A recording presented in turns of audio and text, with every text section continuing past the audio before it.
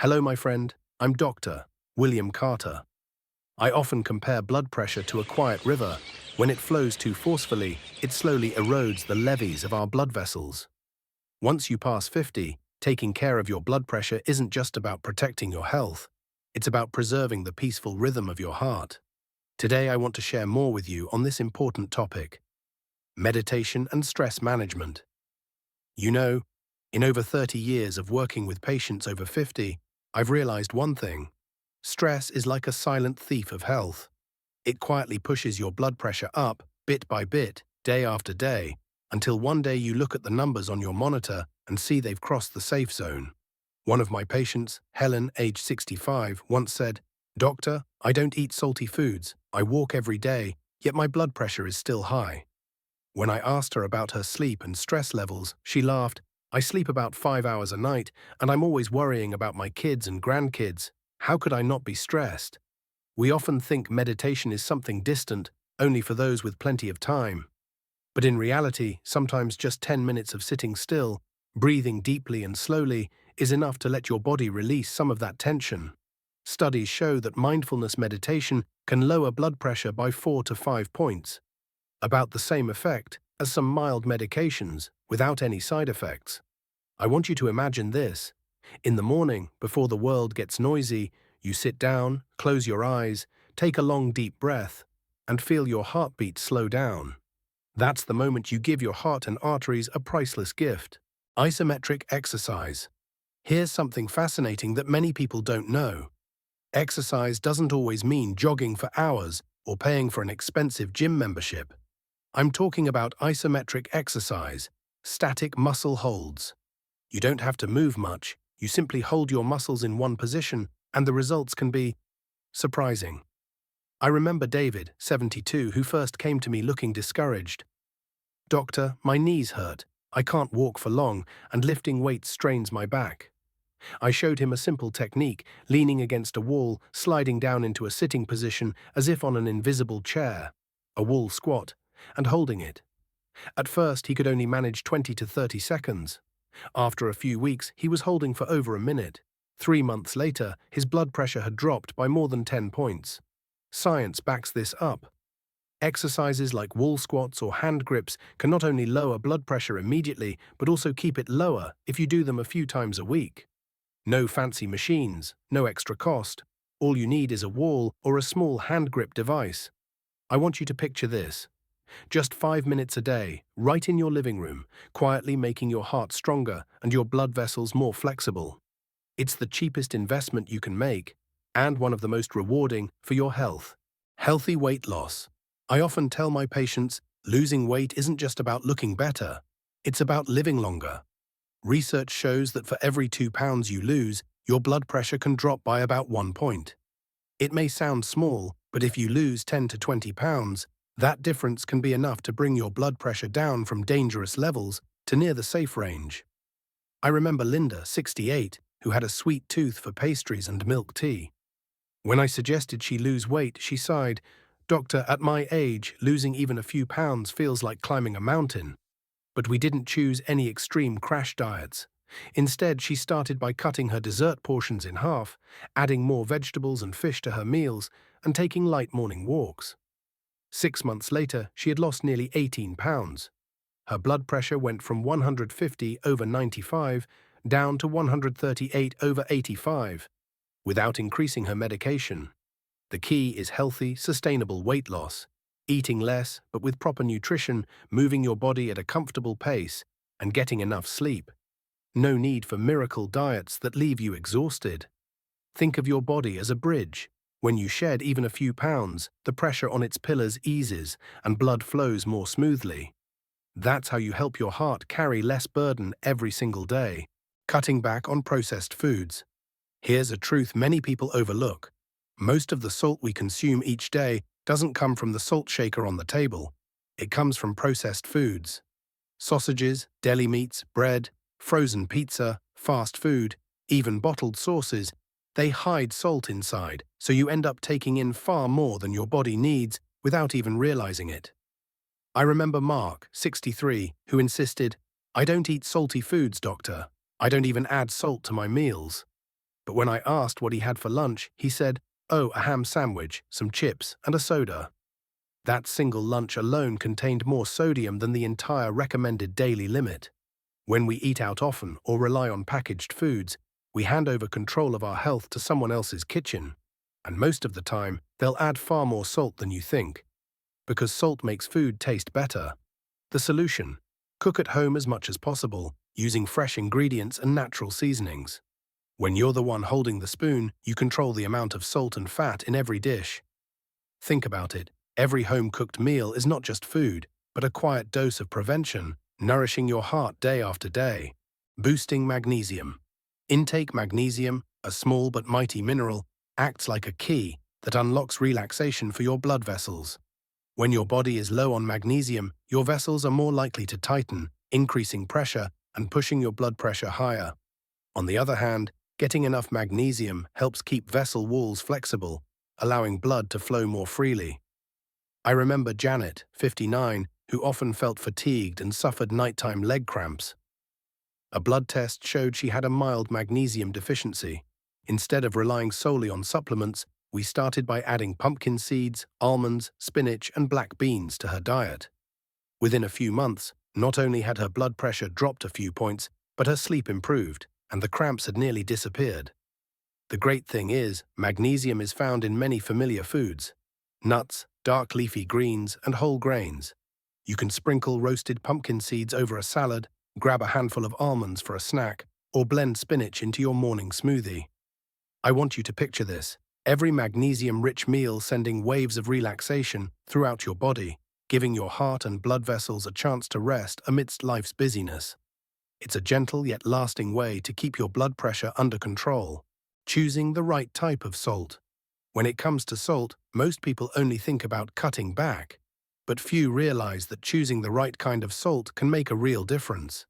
Regular sodium salt, when used in excess, makes the body retain water and increases pressure on blood vessel walls. But potassium salt is different. It doesn't raise blood pressure and can even help lower it while protecting heart health. I remember Frank, 67, who just couldn't stand bland food. When I suggested cutting down on salt, he frowned and said, "Doctor, that would take all the joy out of eating." So I introduced him to potassium salt. At first, it tasted a bit unusual to him, but when he started mixing 50% regular salt with 50% potassium salt, he kept the familiar salty flavor while easing the strain on his heart. 3 months later, his blood pressure had noticeably dropped, and his heart checkup results improved. Research shows that replacing just 25% of regular salt with potassium salt can lower the risk of stroke by up to 13% and reduce the risk of death by 12%.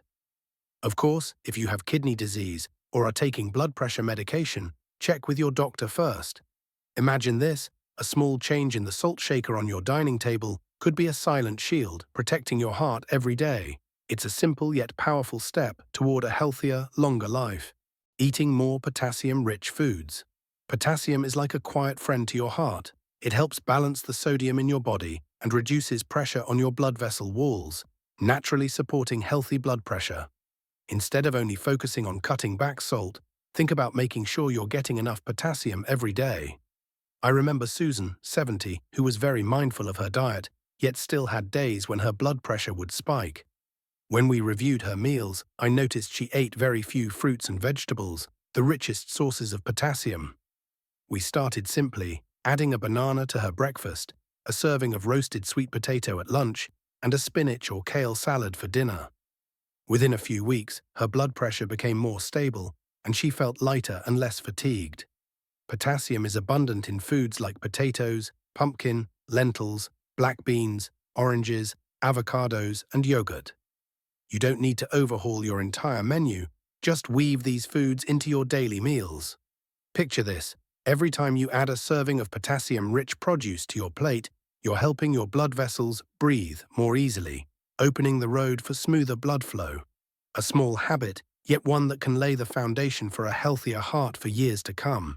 Cutting back on alcohol. I've had many patients ask me, "Doctor, I only drink a little for fun. What harm could it do?" In reality, for light to moderate drinkers, about 1 to 2 drinks a day, the impact on blood pressure is minimal. But if you drink more than that, Alcohol can become a real burden on your heart and blood vessels.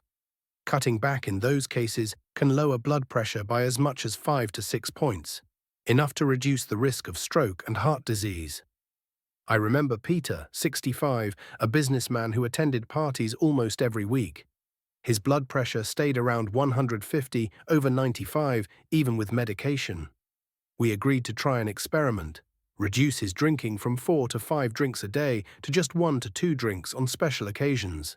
6 weeks later, his blood pressure dropped to 142 over 88, his sleep improved, and the morning headaches were gone. I understand that for many people, a drink isn't just a beverage. It's a social habit. But instead of cutting it out entirely overnight, you can start by reducing the number of drinks, alternating with water or herbal tea during gatherings. Imagine every drink you skip is a moment your heart gets to rest a little more. It's a small choice today, but one that could add healthier years to your life tomorrow. Managing your caffeine. Intake caffeine is like a small push to your nervous system. It helps you stay alert, but for some people, especially those not used to coffee, it can cause a temporary spike in blood pressure. One morning cup can make your heart beat faster, your blood vessels tighten, and the numbers on the monitor climb a few points. I remember Clara, 62, who normally didn't drink coffee, but had recently started making herself a cappuccino each morning, just for fun. Within a few weeks, she noticed her blood pressure creeping up and occasional heart palpitations. When she swapped her coffee for chamomile tea, her blood pressure returned to normal and her sleep improved. Not everyone needs to give up coffee completely. If you've been drinking it regularly for years, your body may be more accustomed to it, and the effect will be smaller. Still, if you notice your heart racing, trouble sleeping, or higher than usual blood pressure after drinking it, that's a sign you might need to cut back. Herbal teas, like chamomile, peppermint, or hibiscus, are gentler choices for your heart. Imagine starting your morning with a soothing cup of tea, warming your hands and calming your heartbeat. Sometimes, small changes like this can be the key to keeping your blood pressure in the safe zone, while still keeping your mornings peaceful.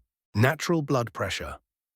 Lowering foods. Nature has given us many medicines right in our kitchens. We just don't always notice them.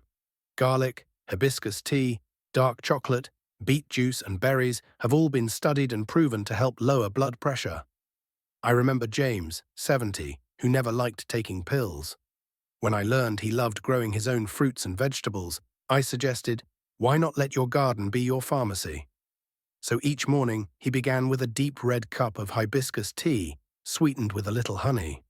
Lunch included a salad sprinkled with fresh garlic that had been crushed and left for 10 minutes before cooking.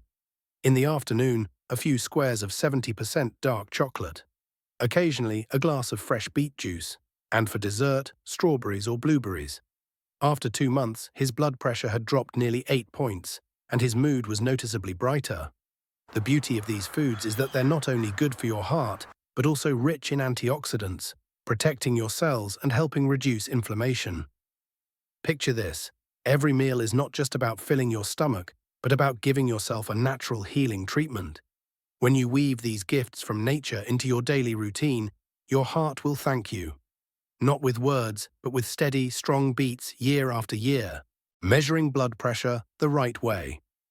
Many people panic when they see a high number on their blood pressure monitor, without realizing that sometimes it's simply a false reading caused by incorrect technique.